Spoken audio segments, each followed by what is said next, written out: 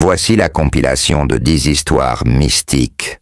N'oublie pas de t'abonner, de laisser un j'aime et surtout de commenter pour dire ce que tu penses des histoires.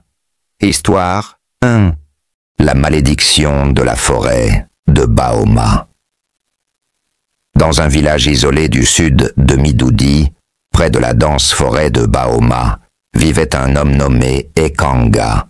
Connu pour son éloquence et son charisme, Ekanga menait une vie modeste en apparence, mais les habitants chuchotaient souvent à voix basse qu'il possédait des pouvoirs mystiques. Il organisait fréquemment des rituels nocturnes dans la forêt, où l'on entendait des chants envoûtants et des tambours résonner jusqu'à l'aube. Un jour, une famille de commerçants, les Mbomba, décida de solliciter Ekanga pour résoudre un problème étrange. Leur fille cadette, Nyanga, s'était réveillée avec des marques inexplicables sur son corps et semblait possédée par une entité inconnue. Elle murmurait des mots incompréhensibles et refusait de manger. Ekanga accepta d'intervenir, mais demanda à la famille de ne jamais chercher à savoir ce qui se passerait pendant le rituel.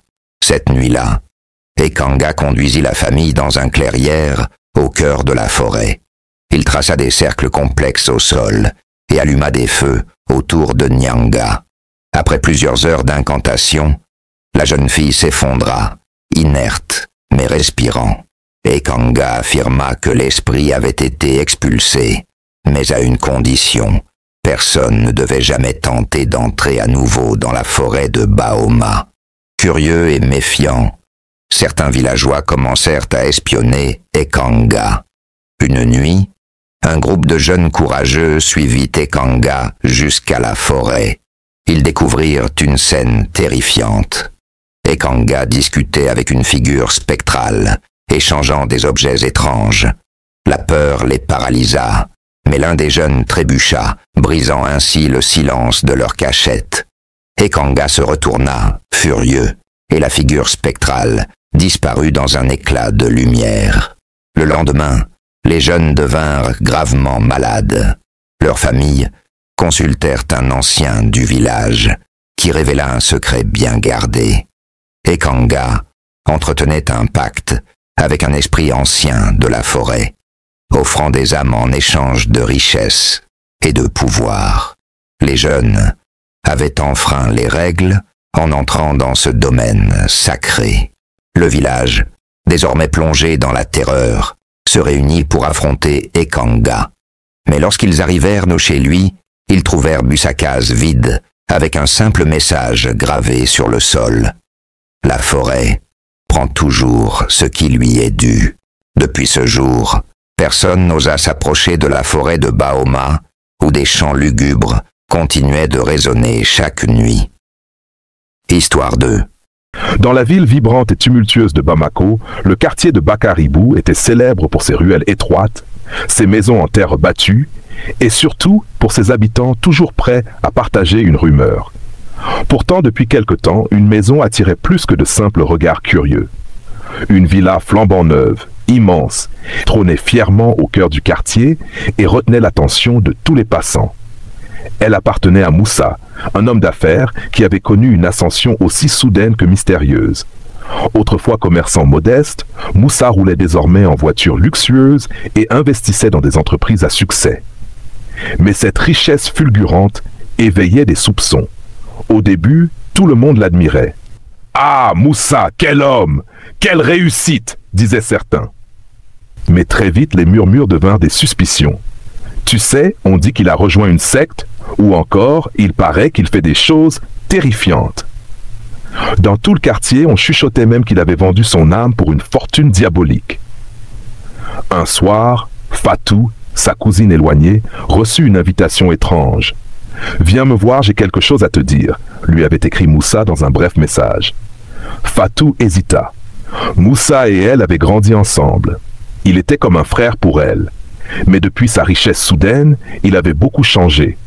Finalement, poussée par la curiosité et un peu d'inquiétude, elle accepta. Dès son arrivée à la villa, une ambiance oppressante l'enveloppa. Les murs, ornés de symboles étranges, semblaient l'observer. « Pourquoi ces dessins ? murmura-t-elle, mal à l'aise. Moussa, vêtu d'un blanc immaculé, feignit un sourire. Mais ses yeux, rougis et fuyants, racontaient une toute autre histoire.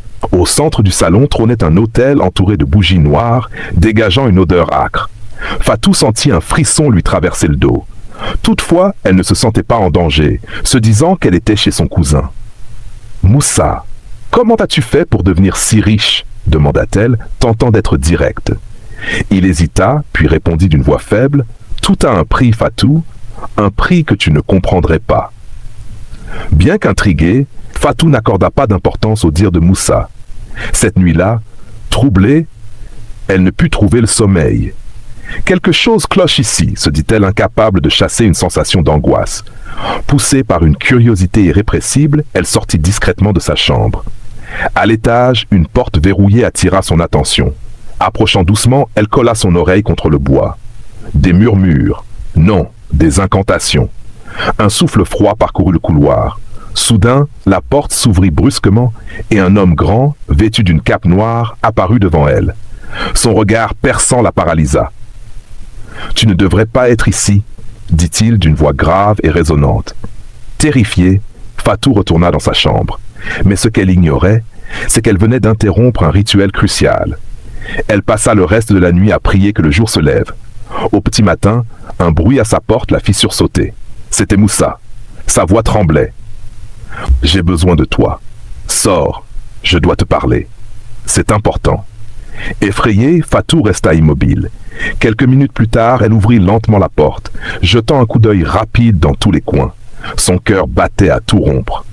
En avançant dans le salon, elle remarqua un cercle étrange dessiné au sol, entouré de bougies vacillantes, comme si elle respirait. Soudain, elle se retrouva face à Moussa. Son visage, sombre et déformé par une expression inquiétante, la terrifia. Elle le supplia de la laisser partir, mais il déclara d'une voix rauque presque méconnaissable. « Je dois te sacrifier. » Fatou recula instinctivement, horrifiée. « Quoi? Tu as perdu la tête, Moussa !» Paniquée, elle sentait son cœur battre à tout rompre. Moussa, le regard vide mais fixe, avançait lentement vers elle, une lueur étrange dans les yeux. « Tu ne peux pas fuir, Fatou, c'est toi ou moi !» murmura-t-il d'une voix cassée, comme s'il luttait contre lui-même. Fatou, rassemblant tout son courage, tenta de calmer la situation. « Moussa, écoute-moi! Tu peux encore arrêter tout ça! On va trouver une solution ensemble !» Mais il éclata d'un rire sinistre qui résonna dans toute la maison. Soudain, une idée traversa l'esprit de Fatou. Elle se souvenait avoir vu une fenêtre entr'ouverte dans le couloir menant à la cuisine. Sans perdre une seconde, elle se mit à courir de toutes ses forces, esquivant Moussa qui tentait de la rattraper. En atteignant la cuisine, elle trébucha sur un tapis, mais se releva rapidement. Elle poussa la fenêtre et, avec une agilité qu'elle ne se connaissait pas, se hissa dehors. Elle réussit à arrêter une voiture. Le conducteur, voyant sa panique, accepta de la ramener chez elle. Mais cette nuit-là, elle ne dormit pas. Les images de Moussa, du cercle et des bougies tournaient dans sa tête. Moussa, n'ayant pas pu mener à bien le sacrifice, vit sa vie basculer. Peu après, il perdit pied. On le vit errer nu dans les rues, marmonnant des phrases incohérentes. Il devint l'ombre de lui-même. Ses affaires s'effondrèrent. Ses entrepôts prirent feu dans des circonstances mystérieuses. Les voisins, terrifiés, rapportèrent avoir vu des ombres danser autour de la villa. Quelques jours après son échappée, Fatou tenta de reprendre une vie normale, mais les événements de la villa la hantaient. Chaque nuit, elle était tourmentée par des cauchemars. Profondément troublée, elle se rendit dans une église pour chercher des réponses. Le pasteur l'écouta attentivement, priant pour elle avec une intensité rare. « Tu es en danger, ma fille, » lui dit-il. Ce que Moussa a fait a ouvert des portes qu'il ne pouvait refermer. Avant de partir, il lui remit des versets à lire et une bouteille d'huile d'onction. Apprenant que la maison de Moussa était désormais inhabitée, Fatou retourna seule à la villa, déterminée à comprendre ce qui s'y était réellement passé. Chaque fibre de son être lui criait de ne pas y aller, mais sa curiosité l'emporta. Moussa, dans sa folie, a peut-être laissé des indices, se disait-elle. Dans une pièce secrète, elle trouva un cahier rempli d'incantations, des noms de victimes, y compris le sien, et des instructions pour invoquer des entités sombres. Horrifiée, elle déchira les pages contenant les noms des victimes et quitta précipitamment la maison, jurant de ne jamais y retourner. Cependant, sa curiosité eut un prix. Peu après, des événements étranges recommencèrent à se produire chez elle. Des objets bougeaient seuls. Une voix rauque la réveillait chaque nuit. « Il est trop tard !» murmurait un souffle glacial alors qu'elle priait pour sa protection. Paniquée, elle retourna à l'église où le pasteur entreprit des prières de délivrance. Mais les forces qu'elle avait croisées semblaient tenaces. Quelques semaines plus tard, Moussa disparut. On ne le voyait plus dans les rues. Jusqu'au jour où l'on retrouva son corps près d'une rivière, son visage figé exprimant une terreur indicible. La villa, laissée à l'abandon, devint un lieu que personne n'osait approcher. Aujourd'hui encore, les anciens de Bakaribou avertissent les jeunes. La richesse facile vient toujours avec un prix. Les esprits réclament toujours leur dû. La villa, sombre et silencieuse, reste un symbole glaçant d'un pacte interdit. Histoire 3. Je m'appelle Alimatou et je vis à Dakar, une ville animée où le tumulte des marchés contraste avec le calme des quartiers résidentiels. Tout a commencé il y a 6 mois, lorsque j'ai décroché un emploi dans une grande société de transport. Mon patron, M. Diagne, était généreux, peut-être trop. Chaque mois, il doublait mon salaire sans raison apparente. Au début, j'étais reconnaissante, pensant que c'était une récompense pour mon dévouement. Mais rapidement, des rumeurs ont commencé à circuler dans l'entreprise. Un collègue m'a glissé un jour. « Fais attention, Alimatou. Personne ne reçoit de l'argent de Diagne sans contrepartie. » Je n'y ai pas prêté attention, mais quelque chose en moi était troublé. Un soir, alors que je rentrais chez moi, une femme âgée m'a abordé près de ma porte. Ses vêtements simples contrastaient avec ses yeux perçants. « Ma fille, ne mange plus les banquets qu'il t'offre », a-t-elle murmuré avant de disparaître. C'était étrange. Monsieur Diagne m'envoyait souvent des repas luxueux, prétextant que c'était pour me remercier. Ce soir-là, j'ai décidé de ne pas les toucher. Les jours suivants, des événements inhabituels ont commencé à se produire. Je faisais des cauchemars où des silhouettes dansaient autour d'un feu, murmurant mon nom. Mon corps devenait de plus en plus faible, malgré les visites répétées chez le médecin. Une nuit, j'ai entendu quelqu'un frapper à ma fenêtre. C'était la vieille femme. « Tu es lié à lui », murmura-t-elle. « Mais il est encore temps de te sauver. » Elle m'a tendu une bouteille contenant une eau mystérieuse et m'a dit de laver mes pieds avec. Elle a insisté pour que je quitte mon travail dès le lendemain. Le matin suivant, je me suis rendu au bureau, prête à annoncer ma démission. Mais avant que je ne parle, M. Diagne m'a fixé avec un regard que je n'oublierai jamais. « Tu veux partir, n'est-ce pas? Mais souviens-toi, tout a un prix. Je n'oublie jamais. Je suis parti sans me retourner, abandonnant tout, y compris les économies que j'avais faites. Depuis, je vis dans un autre quartier de Dakar, loin de son influence. Mais parfois, je sens son regard invisible sur moi, comme une ombre qui refuse de disparaître. Histoire 4. Je m'appelle Vanessa, et ce que je vais vous raconter s'est réellement passé dans les ruelles animées de Libreville, la capitale du Gabon. Eric, mon cousin, était un jeune homme brillant et sans histoire. Il vivait avec nous dans une petite maison du quartier PK8. Tout a commencé une nuit d'août, après une coupure de courant. Ce soir-là, Eric est sorti chercher de l'air frais, mais il n'est jamais revenu. Le lendemain, son absence a soulevé une inquiétude générale. Nous avons alerté les voisins et la police, mais aucun indice ne permettait de comprendre sa disparition. Puis, certains ont commencé par dire qu'ils avaient vu Eric entrer dans une maison abandonnée du quartier, une bâtisse que tout le monde évitait depuis des années. Les anciens racontaient que cette maison appartenait autrefois à un célèbre Nganga, c'est-à-dire un marabout, qui aurait pratiqué des rituels interdits. Ma tante, désespérée, a consulté un autre Nganga du coin pour avoir des réponses. Après une longue séance de prières et de divination, il a révélé que Eric était prisonnier d'un monde parallèle, retenu par des forces invisibles. Il ajouta que pour le ramener, il fallait retrouver un objet personnel, qu'il aurait laissé tomber dans cette maison abandonnée. Avec quelques amis courageux, nous avons décidé de pénétrer dans cette maison.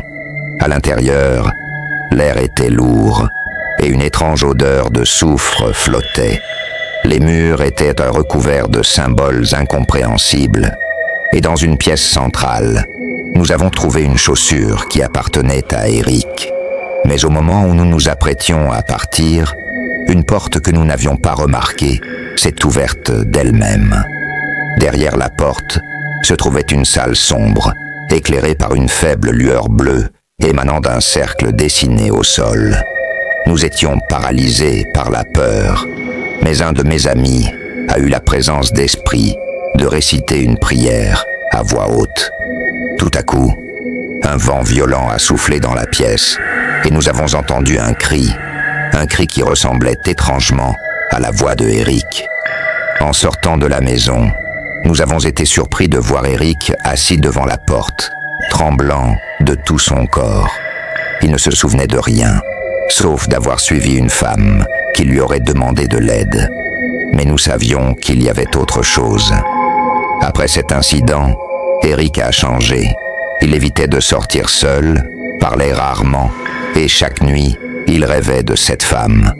Un jour, il m'a confié qu'il la voyait encore, au coin des rues, dans la foule, ou même dans ses rêves. Nous avons fait venir plusieurs Nganga, mais rien n'a pu briser ce lien invisible. Un mois plus tard, Eric a de nouveau disparu, cette fois sans laisser de traces. Depuis, cette histoire hante notre famille. Certains disent que cette femme n'était pas humaine, mais un esprit lié à la maison abandonnée. Nous avons déménagé, mais le souvenir de Eric reste une plaie ouverte. Un mystère que nous ne pourrons peut-être jamais résoudre. Si vous entendez parler de cette maison, éloignez-vous-en.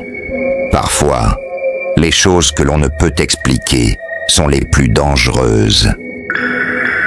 Histoire 5. Je me nomme Idriss, et il y a quelques années, j'ai commis une erreur qui a failli me coûter la vie.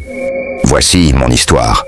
À l'époque, je vivais à Abidjan, une ville vibrante, pleine de lumière et de promesses. Mais derrière cette façade de modernité, je savais qu'il existait quelque chose de plus puissant, de plus caché, qui attirait les âmes perdues, comme la mienne. J'étais jeune, ambitieux, et je voulais tout, la richesse, le pouvoir, l'influence. Ma situation financière était difficile, et chaque jour semblait être une lutte pour survivre dans une ville où seul l'effort prospérait. J'avais entendu parler d'une société secrète, un groupe d'hommes et de femmes influents qui, selon les rumeurs, possédaient de la clé de la réussite instantanée. Son nom, l'Ordre du Serpent.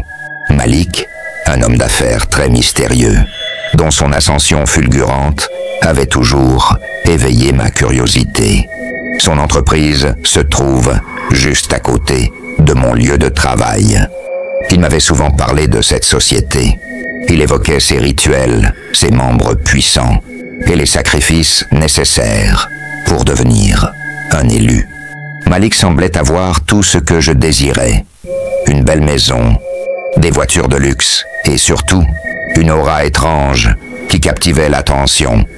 Lors de nos conversations, il avait un talent particulier pour attiser mon envie.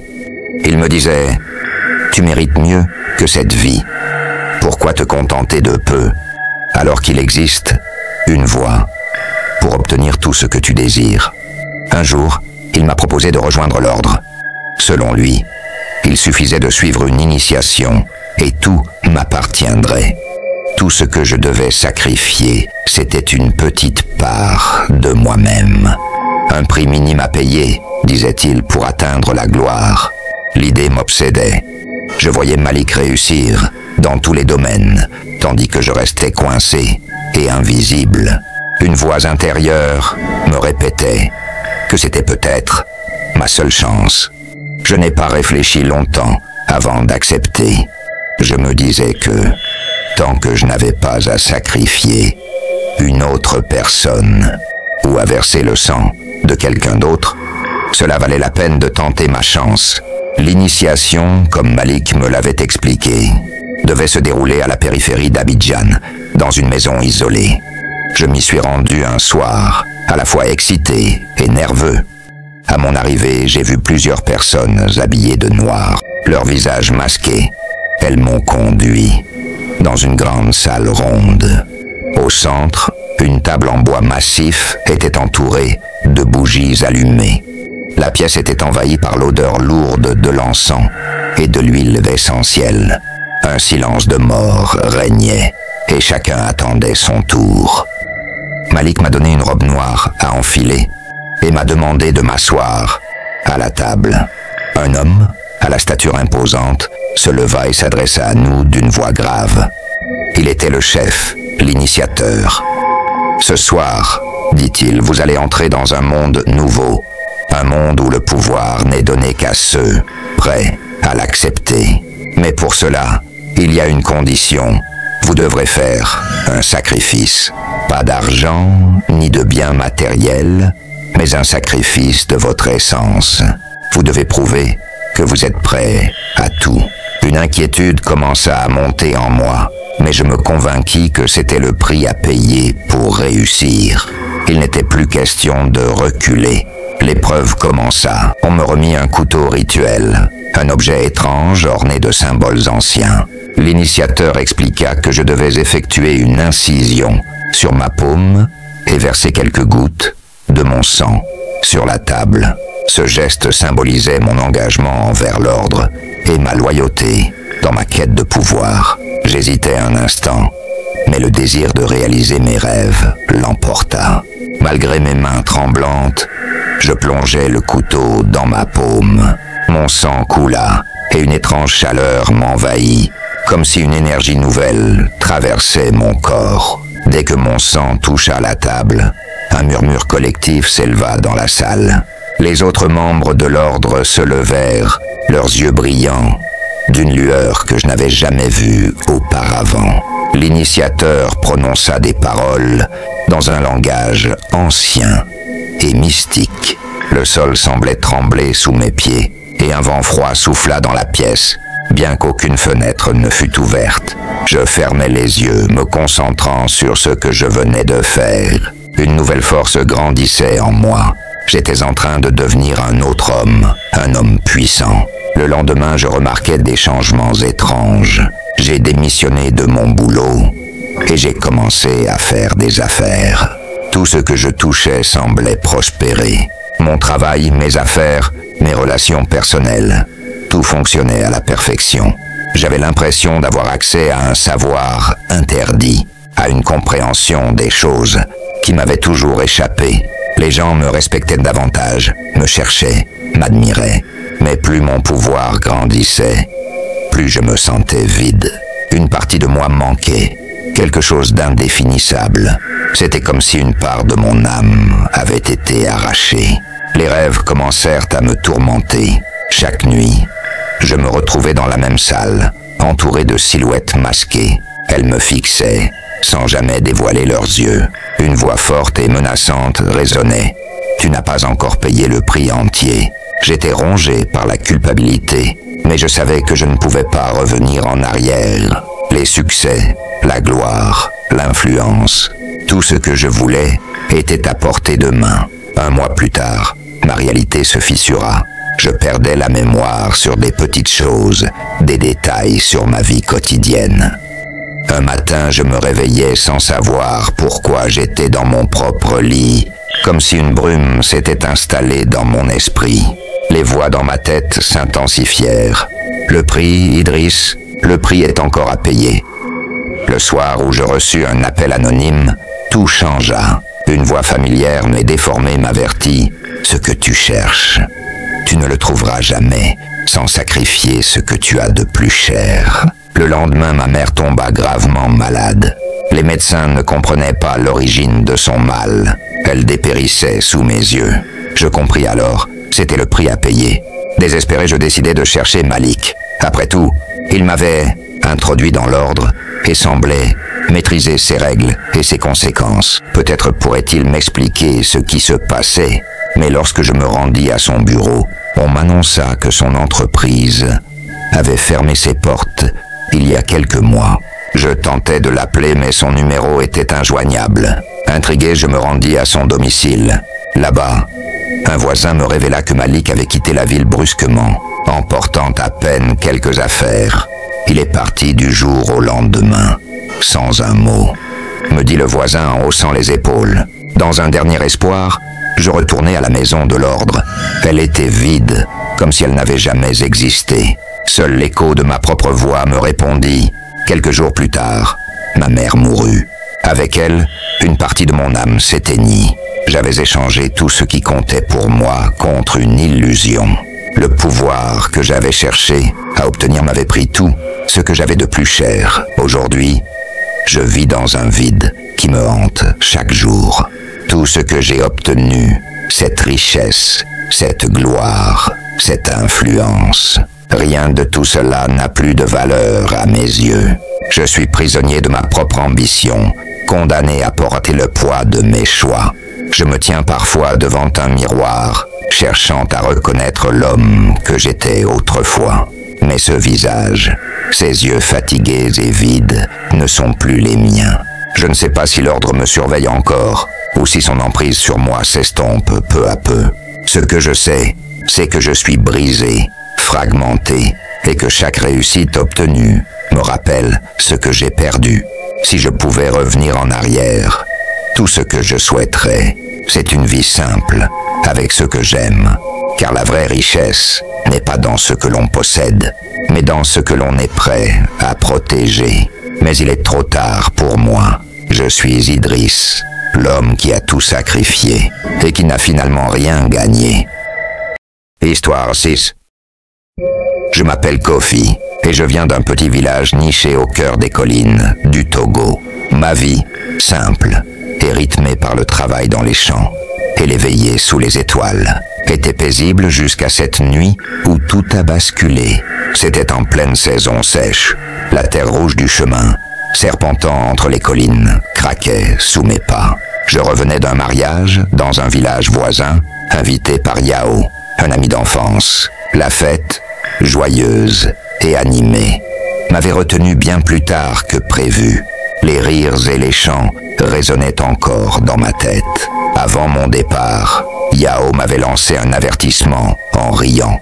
Ne prends pas le chemin de la forêt de Cloto cette nuit. Les esprits n'aiment pas être dérangés. Je l'avais remercié sans vraiment prêter attention. Des légendes pour effrayer les enfants, pensais-je. Mais cette nuit-là, sous un ciel sans lune et dans une atmosphère étrangement lourde, les mots de Yao prirent tout un autre sens. Je pédalais sur ma vieille bicyclette, la lumière tremblotante de ma lampe torche éclairant à peine le chemin devant moi. L'air était lourd, presque suffocant, chargé d'une humidité qui semblait annoncer une tempête. Le silence pesant de la nuit était ponctué seulement par le bruit des insectes nocturnes et le crissement des roues sur la terre sèche. Puis, je l'entendis, un tambour lent et profond. Je m'arrêtai net, mes mains crispées sur le guidon. Le son semblait venir de partout et de nulle part à la fois. Mon cœur battait la chamade. Je rallumai ma torche, mais cela ne révélait rien d'inhabituel. Je redémarrai, le souffle court, alors que je m'enfonçais plus profondément dans la forêt de Cloto, une faible lumière apparut au loin. D'abord je crus à un feu de camp, mais plus j'avançais, plus elle semblait s'éloigner, comme si elle m'évitait. Dans une clairière à peine visible, je les vis. Une dizaine d'individus, drapés dans des tissus rouges et noirs, se tenaient autour d'un grand feu. Leurs visages étaient dissimulés derrière des masques en bois noir, luisants. Leurs mouvements étaient lents, presque hypnotiques, et le bruit des tambours devenait plus insistant, plus profond. Un frisson glacial parcourut ma colonne vertébrale. Je sentais que je n'aurais jamais dû être là. « Qui va là ?» lançai-je, ma voix tremblante. Les chants cessèrent instantanément. Tous les masques se tournèrent vers moi. L'un d'eux, grand et imposant, s'avança, sa silhouette se détachant. Contre le feu, tu es venu sans être invité, dit-il d'une voix grave, presque surnaturelle. Je déglutis difficilement. Je ne fais que passer, balbutiai-je, reculant d'un pas. Il secoua lentement la tête, son masque renvoyant une étrange lueur rouge. Tu as interrompu le rituel? Maintenant, tu dois choisir. Le cercle s'ouvrit, comme pour m'inviter à entrer. Je n'arrivais pas à détacher mon regard de l'énorme feu au centre. Une force mystérieuse semblait m'attirer, malgré la peur qui tordait mes entrailles. L'homme grand tendit une calebasse en bois, remplie d'un liquide noirâtre. « Bois et accepte le cercle », ordonna-t-il. Je savais que fuir était inutile. Je pris la calebasse, mes mains tremblantes. Le liquide glissa dans ma gorge, brûlant comme du feu. Une chaleur intense m'envahit et mes jambes cédèrent sous moi. Des images défilèrent dans ma tête. Des scènes de guerre anciennes, des visages criant en silence, des rites sacrés. Puis, tout devint noir. Quand je repris connaissance, le feu était éteint. La clairière était vide. Ma bicyclette gisait à mes pieds. Je sentis une douleur sourde sur mon front et, du bout des doigts, je touchais une marque étrange, en forme de cercle. Au petit matin, je courus chez le vieux Komla, le devin du village. Il m'écouta et ses yeux s'assombrissant à mesure que je racontais mon histoire. « Tu as croisé le chemin des gardiens », dit-il. « Peu survivent à une telle rencontre. » Je tentais de comprendre. Pourquoi moi? Pourquoi maintenant? Il me fixa longuement avant de répondre. « Ce n'est pas toi qui as choisi, Kofi. Les gardiens ne se montrent qu'à ceux qui ont une dette à payer. » Je sentis un frisson glacé m'envahir. Une dette? Quelle dette? Komla se pencha vers moi, ses yeux perçants semblant lire au plus profond de mon âme. Puis il dit, en perturbant leur rituel, « Tu as bouleversé un équilibre entre le monde des vivants et celui des esprits. Désormais, tu portes leur marque, la forêt. T'as choisi pour accomplir une mission que toi seul peux comprendre. Cette cicatrice est un rappel, comme là me montra la fine cicatrice en forme de cercle sur mon front. C'est leur marque. La forêt te surveille. Tu as croisé son chemin et désormais tu portes sa trace. Ta dette n'est pas une dette ordinaire. C'est un fardeau spirituel. Les gardiens attendent quelque chose de toi, mais ils ne te diront pas quoi. Tu devras le découvrir par toi-même. J'étais perdu dans ces paroles. La forêt avait un pouvoir sur moi, un pouvoir auquel je ne pouvais échapper. La dette que j'avais contractée cette nuit-là n'était pas une simple erreur de parcours, mais un appel que je devais comprendre et répondre. Je ressentis un froid intense m'envahir. J'avais pensé que ma rencontre avec la forêt et les gardiens n'était qu'un mauvais souvenir, mais il n'en était rien. La forêt, les esprits, les gardiens, tout cela faisait désormais partie de ma réalité. Je n'étais plus un simple villageois, mais un homme lié à un monde spirituel que je ne comprenais pas. Et je savais que ma vie ne pourrait plus jamais revenir à ce qu'elle était avant cette nuit. Depuis cette nuit, ma vie n'a plus été la même. Je n'ai plus osé emprunter le chemin de la forêt de Cloto, et même le moindre bruit de tambour dans le lointain me fait frémir. Mais je sais, au fond de moi, que ce lien avec la forêt n'est pas encore complet. Ce que les gardiens veulent de moi, ce n'est pas simplement ma survie. J'ai perturbé un rituel ancien, et désormais, la forêt attend que je comprenne son message. Ce lien, cette dette, m'oblige à un destin que je ne comprends pas encore. La forêt ne me laissera pas partir sans avoir accompli ce qu'elle attend de moi. Elle me surveille, patiemment, et un jour, je serai appelé à revenir. Quand les tambours résonneront à nouveau, ce sera le moment de découvrir ce que la forêt réserve réellement pour moi. Histoire 7. À Douala, cette ville pleine de vie, où chaque ruelle semble cacher des secrets. Ici, les récits mystérieux font partie de notre quotidien. Mais jamais je n'aurais pensé qu'un jour, l'un de ces récits me concernerait directement. Je m'appelle Jean-Claude, et ce qui m'est arrivé, je ne l'ai jamais oublié. Si je vous raconte cette histoire aujourd'hui, c'est pour que vous compreniez une chose. Certaines curiosités peuvent coûter cher. C'était une nuit étouffante, comme souvent, à Douala. Je revenais d'une soirée entre amis, perdu dans mes pensées. Les rues, presque désertes, étaient éclairées par des lampadaires vacillants, dont la lumière dansait avec l'obscurité. Alors que j'approchais d'un croisement, une silhouette attira mon attention. Une vieille femme, assise à même le sol, entourée d'objets étalés devant elle. Collier, amulette, bracelet, ils brillaient faiblement sous la lumière tremblante. Quelque chose, en elle, m'attirait irrésistiblement. Était-ce son regard perçant, ou cette force invisible qui semblait émaner d'elle? Je l'ignore, mais avant même de m'en rendre compte, mes pas se dirigèrent vers elle. « Tu cherches une protection, jeune homme ?» murmura-t-elle, d'une voix rauque, qui glissait comme un souffle entre les ombres. Je voulus dire non, mais mes yeux furent tapés par un bracelet noir, simple, mais gravé de symboles étranges. Il semblait m'appeler. La vieille femme esquissa un sourire qui me glaça le sang, comme si elle lisait dans mes pensées. « Celui-là est pour toi, dit-elle. Il te protégera. » Mes doigts tremblèrent en sortant quelques billets. Pourquoi achetais-je cet objet? Était-ce un caprice ou autre chose? Je ne sais pas, mais je repartis avec le bracelet au poignet, une étrange sensation de poids invisible m'accompagnant. Les premiers jours, tout semblait normal. Le bracelet était devenu un simple accessoire, un détail oublié. Mais une nuit, tout bascula. Je fis un rêve. Pas un rêve ordinaire, non. Une forêt sombre m'entourait, oppressante. Mes pas résonnaient comme des avertissements. Une silhouette noire m'appelait, d'une voix lointaine, hypnotique. Mais plus je marchais, plus je m'éloignais de la lumière. Je me réveillais en sueur, le cœur tambourinant. Une sensation oppressante, comme si j'étais observé. Ce rêve, ce cauchemar, fut le début de mes malheurs. Du jour au lendemain, tout s'effondra.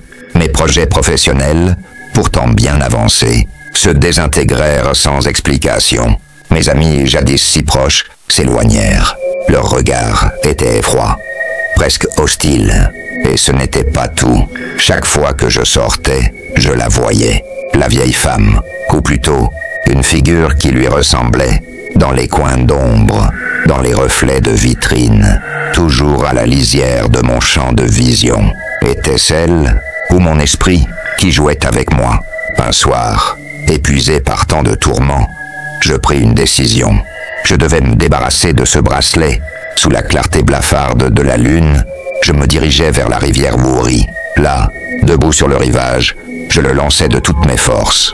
Je le regardais disparaître dans l'eau noire. Un poids sembla quitter mes épaules. C'était fini, pensais-je. Mais cette nuit-là, tout empira. Vers 3 heures du matin, un bruit sourd me réveilla. Le silence était glacial. Une goutte de sueur glissa sur ma tempe, alors que j'allumais la lumière. Ce que je vis me glaça le sang. Des empreintes mouillées. Elles partaient de ma fenêtre jusqu'à ma table de chevet. Tremblant, je dirigeais mon regard vers la table. Le bracelet y était intact, comme s'il n'était jamais parti. Le lendemain, complètement désemparé, je décidai de demander de l'aide. Je me tournai vers un vieil ami, un homme pieux, connu pour sa foi inébranlable. Il m'écouta attentivement, puis m'emmena dans une petite église, isolée, loin du tumulte de la ville.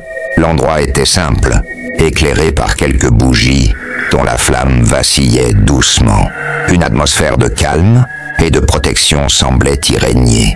Le prêtre, un homme à la voix douce mais empreinte d'autorité, écouta mon récit sans m'interrompre. Son regard était grave, son expression presque inquiète.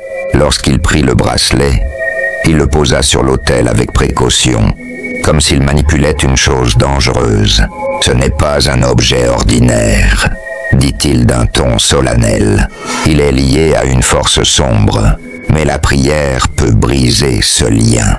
Cependant, cela demandera une grande foi et une sincère repentance de ta part. » Le prêtre poursuivit, en expliquant que cette vieille femme n'agissait pas au hasard. Non, Elle jouissait d'une sinistre réputation dans certains cercles.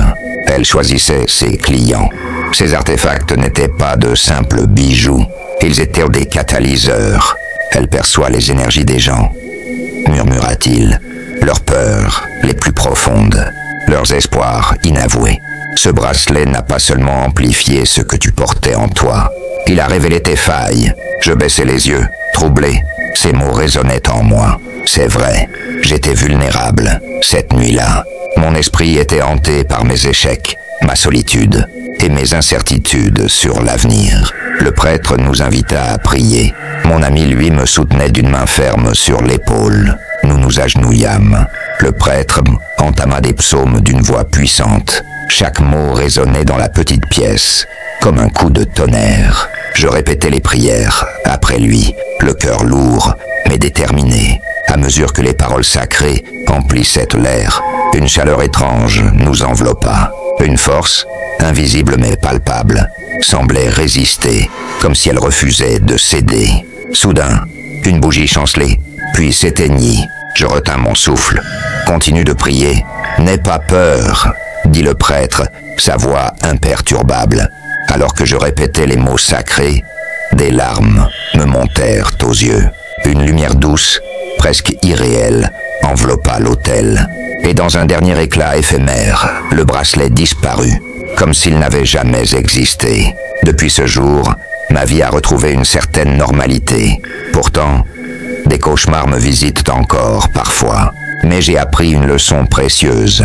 Chaque objet, chaque rencontre porte une histoire. À Douala, où mystères et traditions s'entrelacent, il vaut mieux marcher avec prudence. Certains secrets devraient rester enfouis. Histoire 8. Bon, mes sœurs, rassemblez-vous, asseyez-vous et écoutez-moi bien. Je vais vous raconter une histoire que ma grand-mère m'a transmise. Une histoire vraie qui s'est passée ici, à Libreville. Elle me répétait toujours les mots. Ma fille, les mots sont comme des flèches. Une fois lancés, tu ne peux pas les récupérer. Alors, écoutez attentivement. Il y a longtemps, dans un quartier animé de Libreville, vivait une femme appelée Viviane. Ah, Viviane, c'était une femme impressionnante, hein? Une femme extraordinaire. Elle était une commerçante brillante, une pionnière dans son domaine. Elle importait des marchandises de Chine, tenait plusieurs boutiques prospères, et son nom était respecté dans tout le quartier. Franchement, elle avait réussi là où beaucoup d'hommes avaient échoué. Mais voyez-vous, son succès l'avait rendue, froide. Elle s'était forgé une carapace pour survivre dans un monde difficile, où elle devait constamment prouver sa valeur. Un jour, un homme nommé Léon, un simple menuisier du quartier, décida de lui parler. Ah, Léon, cet homme était un vrai gentleman. Vous savez, ce genre d'homme qui travaille dur, discret, mais avec un cœur d'or. Pendant des mois, il avait observé Viviane. Il voyait en elle une femme forte et belle. Et à force de la voir passer devant son atelier tous les jours, avec ses tailleurs bien repassés et sa démarche fière, un rêve avait germé dans son cœur, celui de la courtiser. Il s'est dit, pourquoi pas? Peut-être que je peux avoir une chance. Mais Léon n'était pas stupide, hein? Il savait que Viviane était une femme accomplie et que, lui, il n'était qu'un modeste menuisier. Pourtant, un jour, il a rassemblé tout son courage. C'était un matin, devant la boutique de Viviane. Le marché était bondé, tout le monde faisait ses affaires. Les gens allaient et venaient. Et lui, il s'est avancé. « Bonjour, Madame Viviane », dit-il, la voix un peu tremblante. Oui, il l'appelait Madame. Déjà là, tu sens le respect. Je vous admire beaucoup. Vous êtes une femme forte, indépendante, et j'aimerais avoir l'honneur de vous courtiser. Viviane le regarda longuement, silencieuse. Elle le fixe même, comme si elle ne comprenait pas. Puis elle éclata de rire. Pas un petit rire, non, un grand rire sonore qui fit tourner les têtes dans le marché. « Toi, dit-elle, les mains sur les hanches. Toi, un menuisier, tu veux me courtiser ? Un pauvre menuisier comme toi peut intéresser une femme comme moi. Tu n'es pas sérieux, hein? Regarde-toi, regarde-moi. On n'est pas du même monde. Va courtiser quelqu'un de ton niveau. Ne viens plus jamais me parler de ça. Les rires des passants accompagnèrent Léon, alors qu'il repartait, la tête baissée. Mais dans son cœur, quelque chose s'était brisé. Vous savez, mes sœurs, ma grand-mère disait toujours, un cœur blessé peut devenir une arme dangereuse. Et c'est exactement ce qui est arrivé. Léon rentra chez lui ce jour-là, humilié et plein de honte. Au début, il essaya d'oublier. Vous voyez, la honte, c'est comme un feu qui brûle de l'intérieur. Il se concentra sur son travail. Mais les commérages, dans le quartier, ne lui donnaient aucun répit. Les moqueries, tout cela l'étouffait. Même les enfants riaient de lui quand il passait. Avec le temps, sa douleur se transforma en colère. Une nuit, incapable de dormir, il prit une décision dangereuse. Il se rendit à Nzengayong, dans un petit village où vivait Mamine Téné, une vieille femme, connue pour ses pratiques mystiques. Quand il lui raconta son histoire, elle resta silencieuse. Puis elle demanda « Es-tu sûr de vouloir suivre ce chemin ? La vengeance n'apporte jamais de vraie paix. » Mais Léon, consumé par sa rancune, répondit fermement « Oui, elle doit payer pour m'avoir humilié. » Mamine Téné prépara un talisman et réalisa un rituel sous la pleine lune. Avant de lui remettre l'objet, elle lui lança un dernier avertissement. « Ce que tu demandes reviendra vers toi d'une manière ou d'une autre. Rien n'est gratuit dans ce monde. » Quelques semaines plus tard, un malheur frappa Viviane. Sa fille unique, Loretta, tomba gravement malade. Cette jeune fille, pleine de vie, belle et ambitieuse, était la fierté de sa mère. Tout avait commencé par de simples malaises, mais très vite, elle commença à dépérir. D'abord, elle se plaignait de cauchemars récurrents, puis elle se mit à vomir une étrange substance noire. Viviane a tout essayé, les meilleurs médecins de Libreville, des spécialistes venus de loin, mais rien ne marchait. Viviane, désespérée, chercha de l'aide. Une amie lui parla de l'église céleste dirigée par le pasteur Mboma, un homme célèbre pour ses dons spirituels. Là-bas, après des prières intenses et des chants, le pasteur révéla une vérité troublante. Cette maladie n'est pas naturelle. Un homme que vous avez humilié nourrit une rancune et une haine si profonde qu'il a invoqué une malédiction contre vous et votre famille. Il a invoqué une force sombre et c'est votre fille qui en subit les conséquences. Viviane était terrifiée. Elle demanda ce qu'elle pouvait faire. « Vous devez purifier votre maison et envoyer Loretta loin de Libreville. Tant que cet homme peut poser les yeux sur elle, la malédiction persistera. » Viviane, pleine de regrets, suivit les instructions.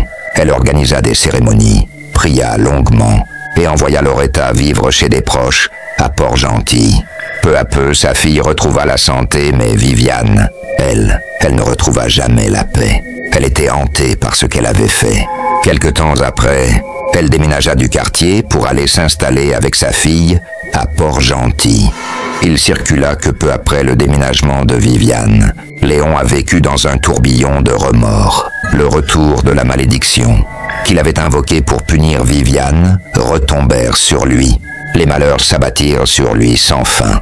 Il perdit sa clientèle, ses affaires échouèrent. Accablé par son malheur, Léon se rendit de nouveau chez Mamine Téné, espérant que la vieille femme puisse l'aider. Il la supplia de reprendre la malédiction et de l'annuler, mais elle lui répondit « Une fois que la flèche est tirée, il est trop tard. Tu dois maintenant faire face aux conséquences de tes actions. La seule chose qui puisse te sauver, c'est la rédemption. Va chercher le pardon là où tu as causé du mal. » Ainsi, Léon retourna à Libreville, résolu à demander pardon, mais il n'a pas pu avoir de renseignements sur la localisation de Viviane. Finalement, Léon décida de quitter Libreville, brisé par des malheurs qu'il avait engendrés. Certains disent qu'il s'installa dans un village reculé, là, loin des yeux du monde, mais toujours hanté par la douleur de son passé. Ma grand-mère terminait toujours cette histoire en me regardant droit dans les yeux. Tu vois, ma fille, cette histoire nous enseigne une chose. Les mots sont puissants. Si tu dois rejeter quelqu'un, fais-le avec douceur. L'humiliation peut détruire une personne et parfois revenir te hanter. Et la vengeance ne soulage pas la douleur. Alors, mes sœurs, je vous le dis aujourd'hui, traitez les cœurs sincères avec respect, car un cœur blessé peut devenir un cœur dangereux. Les paroles peuvent blesser ou guérir. Un rejet peut se faire avec respect et douceur pour éviter des conséquences imprévisibles. Voilà mon histoire pour vous, mes sœurs. Merci de m'avoir écouté. Histoire 9. Elle avait un serpent dans le ventre. L'histoire m'a été confiée par une de mes abonnées. N'oublie pas de liker et de t'abonner. Voici son histoire. Je vais vous raconter une histoire que j'ai vécue. Et je vous assure que ce n'est pas un rêve. C'est une expérience si terrifiante que je n'arrive toujours pas à la comprendre, même après tout ce temps. J'habite dans un village du Burkina Faso. Tout a commencé lorsqu'un homme que j'avais rencontré dans un village voisin est rentré dans ma vie. Il s'appelait Danny et c'était un homme charismatique, mystérieux et très convaincant.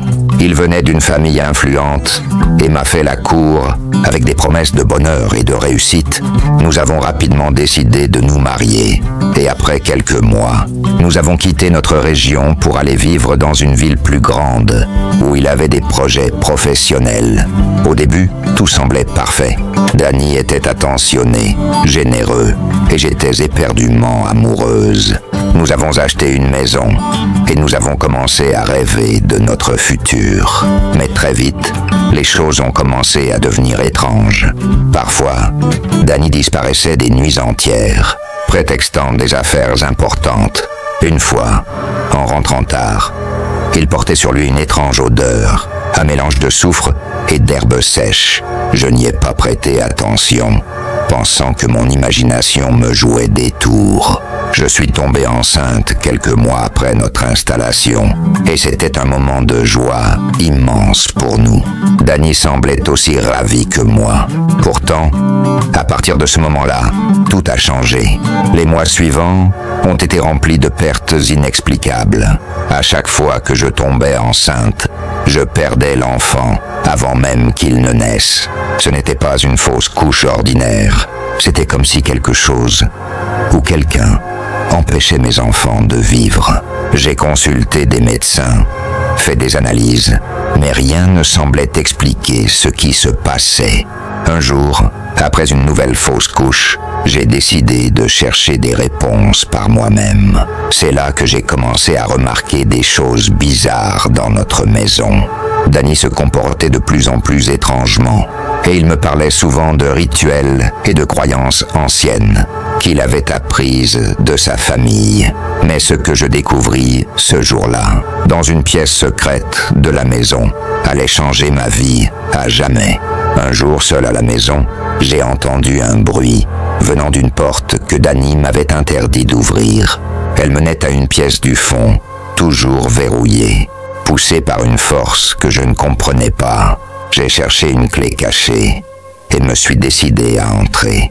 En ouvrant la porte verrouillée, j'ai trouvé une pièce remplie d'objets bizarres. Il y avait des étagères couvertes de fioles étranges et au centre de la pièce, un grand panier contenant des serpents.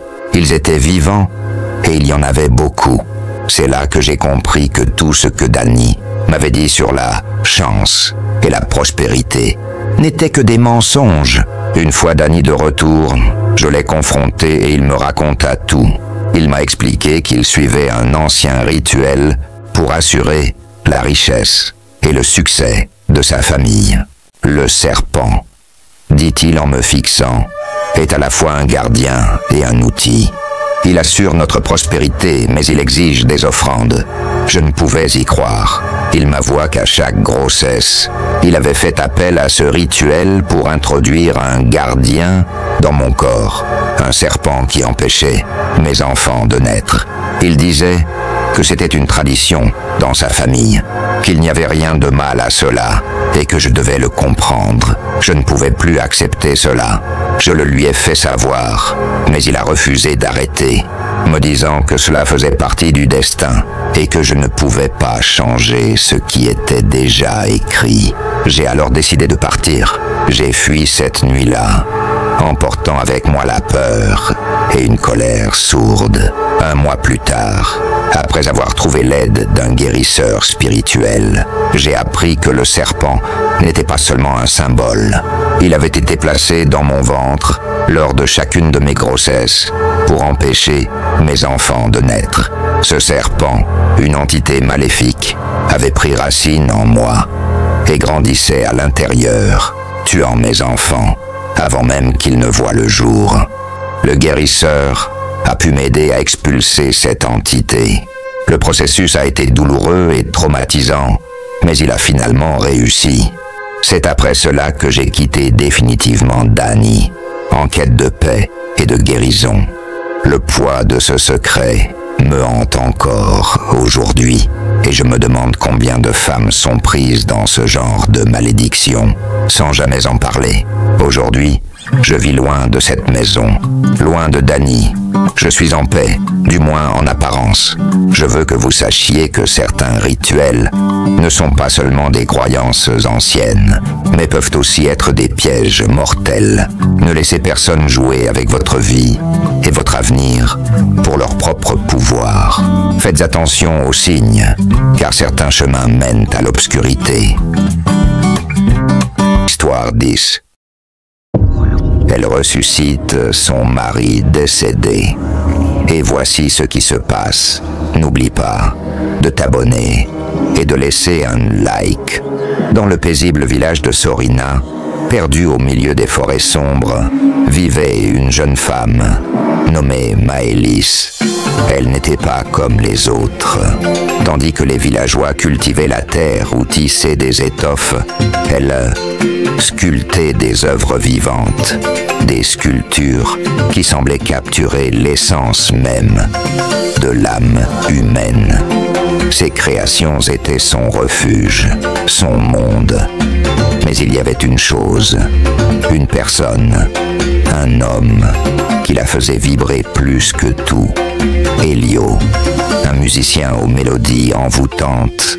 Ils étaient inséparables. Leur cœur battait à l'unisson. Leur amour semblait un cadeau des dieux eux-mêmes. Mais tout cela allait bientôt se briser. Un jour, sans prévenir, Elio tomba malade. Une maladie étrange, incurable. Elle le rongea lentement, inexorablement. Maëlys, désespérée, chercha un remède partout.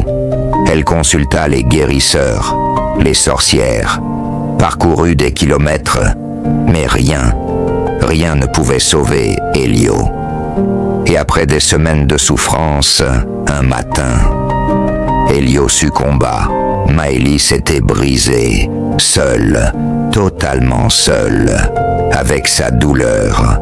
Elle s'enferma dans sa maison. Ses sculptures devinrent ses seuls compagnons. Mais malgré la beauté qu'elle créait, son cœur était vide, rongé par l'absence de l'homme qu'elle aimait. Une nuit, poussée par son chagrin, elle quitta le village. Elle se rendit dans une forêt mythique, enveloppée de brume et de secrets. Là-bas, au centre de cette forêt sombre, elle trouva une pierre ancienne, gravée de symboles oubliés. Maëlys s'agenouilla devant la pierre. Désespérée, elle murmura « Esprit, je vous en supplie, ramenez-moi, Elio. Prenez tout pour le revoir. » À cet instant, une brume dorée enveloppa son corps et une silhouette apparut devant elle. Kael, un esprit ancien, connu pour exaucer les vœux les plus interdits, mais à un prix terrible. Ses yeux brûlaient d'une lueur inquiétante. « Tu veux le ramener ? Alors sois prête, car rien n'est jamais gratuit. Le prix sera élevé. Elle accepta, sans réfléchir. Kael lui donna une pierre lumineuse et lui expliqua ce qu'elle devait faire. Mélanger son sang avec de l'argile, puis créer une sculpture d'Hélio. Une fois terminée, elle devait poser la pierre sur le cœur de l'œuvre. Et tout reviendrait, tout, y compris Hélio. De retour chez elle, Maëlys se lança dans le rituel.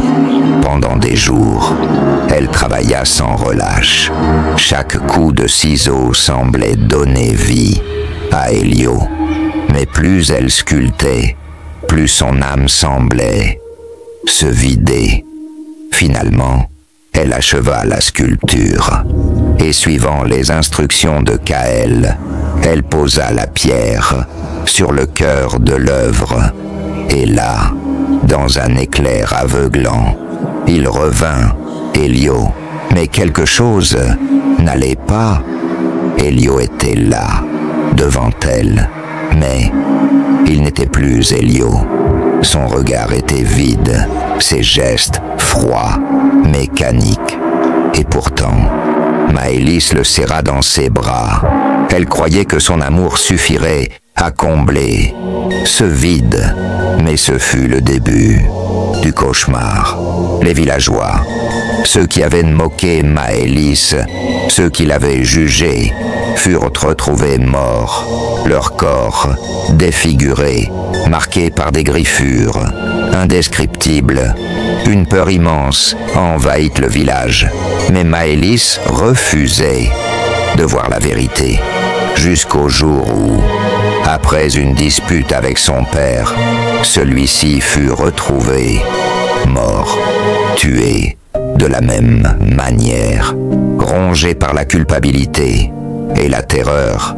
Elle chercha conseil auprès d'Érys, la doyenne du village.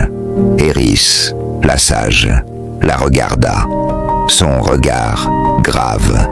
Ce que tu as ramené n'est pas Hélio. Ce n'est qu'une coquille vide. Une force sombre a pris son corps. Tu as libéré un démon. Le cœur de Maëlys se serra. Elle savait ce qu'elle devait faire. Mais l'idée de perdre Hélio une seconde fois était insupportable. Avec l'aide d'Érys, elle prépara un mélange ancien, capable de briser le lien entre Hélio et la créature qui l'habitait. Quand elle rentra chez elle, elle trouva Hélio l'attendant, son regard glacé, son corps inhumain. « Pourquoi es-tu allé voir Érys ?» Sa voix rauque, pleine de menaces. « Je voulais qu'on soit ensemble pour toujours, Hélio. Mais je ne peux pas vivre ainsi. » Elle lui expliqua qu'il devait accepter un dernier rituel. Il acquiesça, sans comprendre ce qui se préparait. Et dans un éclair de lumière, le mélange fut versé. La pierre s'illumina. Hélio hurla de douleur. Son corps se décomposa. Et dans un cri déchirant, il fut absorbé dans la sculpture. Son essence scellée. Pour toujours, Maëlys tomba à genoux. Son amour, sa douleur, désormais figée dans l'œuvre. Elle ne parla plus jamais. Seule, elle sculpta encore des figures. Toutes ces âmes perdues, capturées dans ses créations. Son histoire, un avertissement éternel, un rappel que l'amour peut briser tout, mais que ramener les morts a un prix terrible. À la prochaine, pour des nouvelles histoires.